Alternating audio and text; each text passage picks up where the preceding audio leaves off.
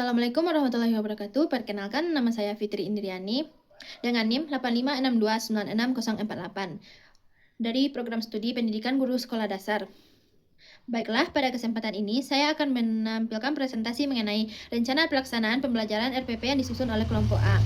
Pada kesempatan ini kami menggunakan mata pelajaran Ilmu Pengetahuan Alam dan Sosial atau IPAS dengan materi pembelajaran alat indera manusia dan fungsinya yang digunakan untuk anak kelas 4 semester 2. Pada RPP ini, acuan kurikulum yang kami gunakan yaitu kurikulum merdeka yang didasarkan dengan Permendikbudristek nomor 12 tahun 2024 tentang kurikulum pada PAUD, jenjang pendidikan dasar dan jenjang pendidikan menengah.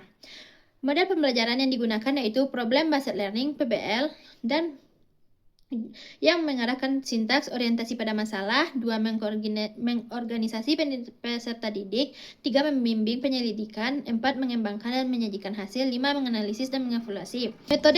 Metode pembelajaran yang kami gunakan pada RPP ini yaitu tanya jawab, ceramah aktif dengan variasi, eksperimen sensorik singkat, diskusi kelompok kecil, dan permainan peran atau role replay. Pendekatan yang kami gunakan yaitu saintifik 5M, yang mana mengamati, menanya, mencoba, menalar, dan mengkomunikasikan. Alokasi waktu yang digunakan yaitu 15 menit pembelajaran. Capaian pembelajaran yaitu peserta didik mampu mendeskripsikan alat indera manusia beserta fungsinya, mengidentifikasikan cara kerja masing-masing alat indera, serta menunjukkan perilaku menjaga dan merawat indera dalam kehidupan sehari-hari. Tujuan dari pembelajaran ini yaitu setelah mengikuti kegiatan pembelajaran dengan modal PBL, peserta didik dapat 1. Menyebutkan 5 alat indera manusia beserta organ yang terlibat dengan benar. 2. Menjelaskan fungsi dari masing-masing alat indera secara tepat melalui eksperimen sensorik. 3. Mengidentifikasi cara merawat alat indera dan dampaknya jika tidak dirawat melalui diskusi kelompok berbasis kasus. C. Asesmen. Pada tahap asesmen dibagi menjadi 3. Yang pertama, asesmen diagnostik. Pada tahap ini dilakukan tanya jawab secara lisan di awal pembelajaran yang bertujuan untuk mengetahui pengetahuan awal sebagai pijakan orientasi pada masalah PBL. Selanjutnya, asesmen formatif.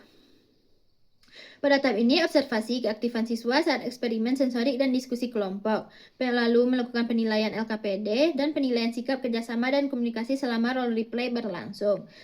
Terakhir, asesmen sumatif. Pada tahap ini dilakukan kuis secara lisan singkat di akhir. Guru menyebutkan situasi, lalu siswa menjawab indera apa yang bekerja dan bagaimana cara merawatnya. Selanjutnya yaitu D. Tahap materi, sumber, media, dan metode yang digunakan dalam RPP ini. Materi ajar yang digunakan yaitu alat indera manusia dan fungsinya seperti mata, telinga, hidung, lidah, dan kulit. Dan juga beserta dengan cara merawat alat indera. Selanjutnya, sumber belajar. Sumber belajar yang digunakan yaitu buku IPAS kelas 4 SD dan Kemendikbudristek 2022 serta lingkungan sekitar kelas berdasarkan benda-benda nyata. Selanjutnya, media pembelajaran. Media pembelajaran yang digunakan adalah poster atau gambar 5 alat indera manusia berwarna, bahan eksperimen seperti sari jeruk nipis atau madu, es batu, kain tebal, dan kotak misteri. Dan juga LKPD berbasis kasus, yaitu kasus pasien dan resep medis. E. Skenario pembelajaran. Pada skenario pembelajaran digunakan sintaks PBL. Pertama, orientasi pada masalah. 2. Mengorganisasi. 3. Membimbing penyelidikan. 4. Menyajikan hasil. 5. Menganalisis dan mengevaluasi. Metode yang digunakan yaitu metode tanya jawab, ceramah aktif, eksperimen sensorik, diskusi kelompok, dan juga role replay. Pada kegiatan awal yang menggunakan waktu 3-3 menit, keterampilannya yaitu membuka pelajaran. Pada tahap ini dilakukan yang pertama, salam, doa, dan cek kesiapan peserta pembelajar.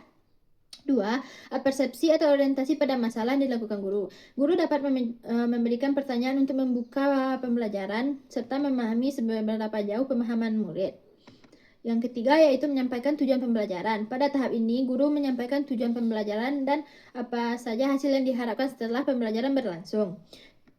Tahap kedua yaitu kegiatan inti yang memakan waktu kurang lebih 9 menit. Keterampilan pada tahap ini yaitu menjelaskan, mengadakan variasi, dan juga membimbing diskusi kelompok. Pada tahap ini yaitu aktivitas pembelajarannya, penjelasan materi dengan poster. Guru menunjukkan poster 5 alat indera, lalu menjelaskan satu persatu cara sistematis dengan variasi suara atau penekanan pada poin penting. Selanjutnya yaitu eksperimen sensorik singkat yang melibatkan siswa. Pada tahap ini, guru melakukan kegiatan eksperimen untuk menguji sensorik siswa seperti sensorik hidung dan lidah. Seorang siswa disuruh maju dan menutup mata, lalu menjepit hidungnya rapat-rapat dan mencicipi sedikit sari jeruk nipis atau madu. Lalu guru memberikan pertanyaan, apakah siswa bisa menebak rasa apa yang telah dicicipnya.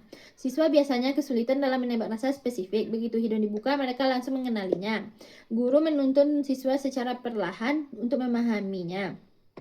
Selanjutnya tahap uji sensorik 2, yaitu kulit. Siswa lain menutup mata dan memasukkan tangan ke kotak misteri, berisi es batu yang dilapisi kain tebal, lalu menyentuh es batu tanpa kain. Siswa mendeskripsikan perbedaan suhu dan tekstur yang dirasakan. Guru juga menuntun praktek tersebut secara perlahan. 6. Diskusi kelompok dan role play, yaitu peran tim dokter dan spesialis. Yang mana pada tahap ini siswa dibagi menjadi kelompok, yaitu tim dokter spesialis indera yang terdiri dari 3-5 kelompok. Setiap kelompok menerima LKPD yang berisi kasus pasien yang itu mencocokkan alat indera dengan fungsinya dan mendeskripsikan cara kerjanya. 2. Resep medis, yang mana merumuskan satu cara merawat setiap alat indera dan dampaknya jika kita tidak merawatnya. Dalam hal ini, guru berkeliling memberikan arahan taktis dengan memanggil siswa menggunakan sebut dokter. Dokter, apakah diagnosis kalian untuk kasus hidung ini? Selanjutnya, setelah kegiatan diskusi dilakukan, yaitu presentasi hasil misi medis. Perwakilan setiap tim dokter mempresentasikan resep perawatan indera mereka di depan kelas.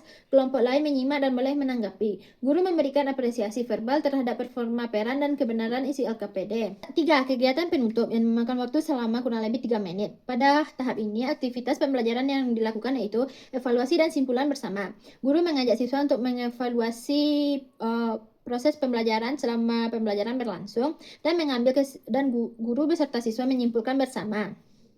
Setelah kegiatan evaluasi dilakukan, selanjutnya itu kuis secara lisan singkat serta evaluasi. Guru menyebutkan situasi serta siswa menjawab dengan cepat. 10. Yaitu refleksi dan tindak lanjut.